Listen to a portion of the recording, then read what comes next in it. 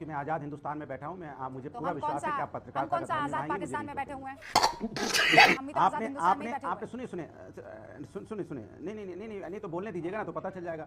सवाल ये है कि आपने एक शब्द सवाल बोला पूछना मेरा काम है। कि मुस्लिम वोट को प्रभावित करने के लिए बुलाया है। मेरी बात, मैं अपनी बात कह रहा हूं, आप फिर टोकना शुरू कर दिया। मैंने सवाल का जवाब देने के लिए आपको बुलाया है। आपने एक शब्द बोला मुस्लिम वोट। अरे जवाब मुझे बोलने दीजिए। देखिए आप मुझे बोलने दीजिए, मुझे पता था ना कि आप पत्रकारिता का धर्म निभाएंगे, मुझे पूरा यकीन है कि नहीं निभा रहे। सवाल मेरा यह है, मेरा फिर जवाब दीजिए, मुझे जवाब देने दीजिए। अनुराग भदौरिया समाजवादी पार्टी के राष्ट्रीय प्रवक्ता क्या सोचते हैं? आप कोई टीचर नहीं है, मुझे बोलने दीजिए। आप टीचर वाला व्यवहार मत अपनाइए, आप मुझे बोलने दीजिए। और मैं आपका कोई वोटर बैठा नहीं हूं, यहाँ पर क्या बोलते हैं? पत्रकारिता तो सवाल का जवाब दीजिए, पत्रकार का धर्म निभाइए और एक सवाल का जवाब दीजिए। मैंने सवाल पूछा, पत्रकारिता का धर्म निभाया, निष्कासित किया गया अबू आजमी को।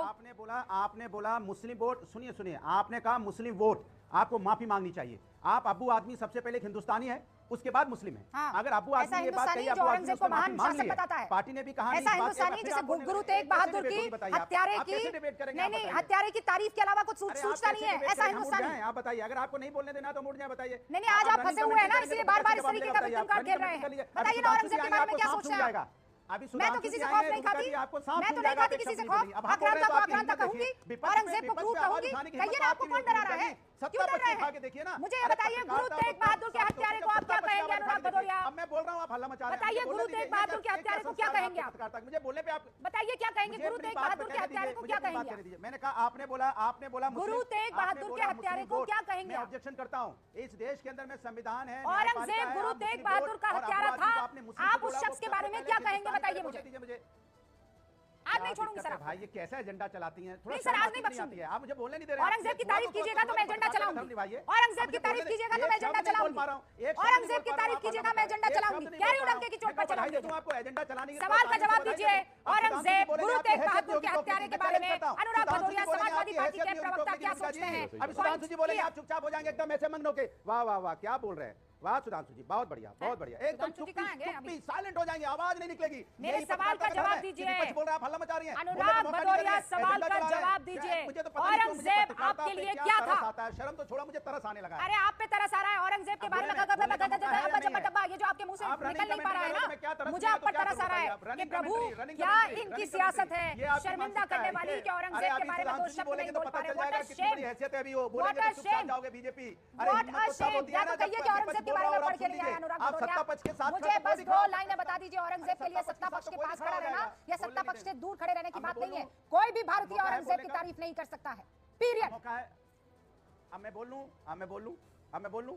अब मुझे बोलने का मौका कम से कम 40 सेकंड दीजिए, इतना तो पत्रकार का धर्म निभाइए। आपने कहा मुस्लिम वोट, मुझे बोले दीजिए, टोकिएगा। आपने कहा मुस्लिम वोट, मैंने कहा अबू आदमी सबसे पहले हिंदुस्तानी है, आपने तुरंत मुस्लिम से जोड़ दिया। इस देश के अंदर में हिंदू, मुस्लिम, सिख, ईसाई सबसे पहले हिंदुस्तानी है, उसके बाद वो मुस्लिम है, हिंदू है, सिख, ईसाई, जैन है या किसी भी जाति के। मैंने कहा अबू आदमी ने जो शब्द बोला उस पर उन्होंने अपनी माफी मांग ली है और हमने भी कहा इस बात को बार बार कि हम उनके शब्दों के साथ नहीं है। और उसी बात को आज क्या हुआ, आज जब समाजवादी पार्टी राष्ट्रीय अध्यक्ष ने कहा क्या अभिव्यक्ति की जो हमारी बात है, अगर कोई कहना चाहता है औरंगजेब के परिप्रेक्ष्य में नहीं है, परिप्रेक्ष्य इसमें है कि सत्ता पक्ष के साथ खड़ी हो जाती है पत्रकार जगत भी। अरे विपक्ष कोई बात कहता है तो वो आजादी दे दीजिए ना, मुझे बोलने दीजिए ना। हमने कहा औरंगजेब की बात तो बहुत हो गई, लेकिन आम आदमी के जनता की अगर इसे सत्ता पक्ष के साथ खड़े रहना कहता है तो कहिए, मुझे कोई फर्क नहीं पड़ता है।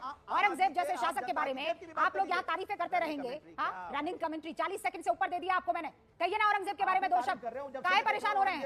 दो शब्द बोल दीजिए ना, दो शब्द बोल दीजिए। अच्छा नहीं बोल पा रहे, इतना बोल दीजिए औरंगजेब मुर्दाबाद, इतना बोल दीजिए। मैं बात खत्म कर लूंगी, पूरा शो आपको दे दूंगी मैं। बोलिए औरंगजेब मुर्दाबाद। तो रहिए तो बोलेगा कोई। हाँ बोलिए, आप चुप रहिए ना, बोलिए। मैंने क्या सुनी, मेरी बात सुनिए। अरे मेरी बात सुनिए, हमने पहले मेरी बात सुनिए ना, एजेंडा मत चलाइए। अभी आपसे पूछेंगे कि बोलिए, यहाँ उनसे बुलवाइए रमेश बिदुड़ी मुर्दाबाद बोल के दिखा देंगे। बुलाइए रमेश बिदुड़ी को, मैं पूछूंगी सवाल, मैं करवाऊंगी मुर्दाबाद।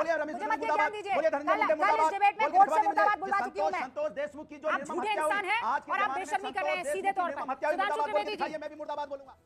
कह रहे हैं मुर्दाबाद तब बोलूंगा जब आप लोग नाथूराम गोडसे मुर्दाबाद बोल देंगे। क्लियर सी बात है, हिंदू मुसलमान में बांटा जा रहा है औरंगजेब की तारीफ या उसके खिलाफ किसी तरह की बातें करके।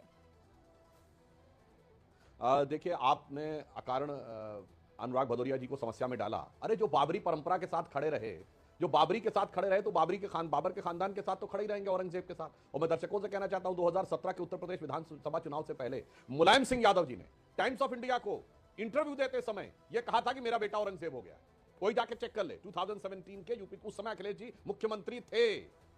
तो ये इसलिए समस्या है इनके लिए बोलने में। मगर हिंदू मुसलमान पे तो इनको समझ में आता है, शायद इनको लगता है कि हिंदुओं को कष्ट देने वाला, प्रताड़ित करने वाला, हत्या करवाने वाला उस जैसे व्यक्ति के साथ जोड़कर इनको कुछ कट्टरपंथी वोटों का फायदा हो जाएगा। मगर मैं कोट करना चाहता हूं कि औरंगजेब के लिए उसके बाप ने क्या कहा। कुछ बोलिए तो सही। मैं बताना चाहता हूं, शाहजहां को उसने जेल में रखा और जब आखिरी दिनों में वो इतना परेशान हो गया था। देखिए, मैं जो सवाल पूछी थी उसका जवाब देने के लिए एक भी फैक्ट गलत बोला और दर्शकों से कह रहा हूं, सारे लोग जाके चेक कर सकते हैं। अब मैं बताता हूं, शाहजहां को उसने आखिरी समय में जेल में रखा, वो तो अलग बात है। जो अभी आप रूबिका जी बता रही थी कि उन्होंने छत्रपति संभाजी महाराज को किस ढंग से अपमानित किया, उसने अपने सगे भाई दारा सिकोह को बंदी बनाकर पिंजड़े के अंदर चांदनी चौक पे घुमाया और उसने देखा कि लोगों के आंखों में आंसू थे, तो उसने कहा इसको मरवा देना है। पर उसे लगा शाहजहां को यकीन कैसे होगा, तो सगे बड़े भाई दारा सिकोह का सर काट के थाली में सजा के बतौर गिफ्ट अपने बाप शाहजहां के पास भेजा। शाहजहां को सिर्फ एक सुराही पानी पीने को देता था और जब शाहजहां ने उससे कहा कि मेरी 2 सुराही पानी कर दो, तो औरंगजेब ने मना कर दिया। तो दुखी होकर शाहजहां ने औरंगजेब को फारसी में एक शेर लिखा और वो फारसी का शेर ये था कि ए पिसर तू अजब मुसलमानी बपिदरे जिंदा आप तरसानी, अर्थात तू कैसा मुसलमान है जो जिंदा बाप को पानी के लिए तरसा रहा है। आफरीन बाद हिंदवान सदबार, मैं 100 बार उन हिंदुओं को इस आफरीन करता हूं।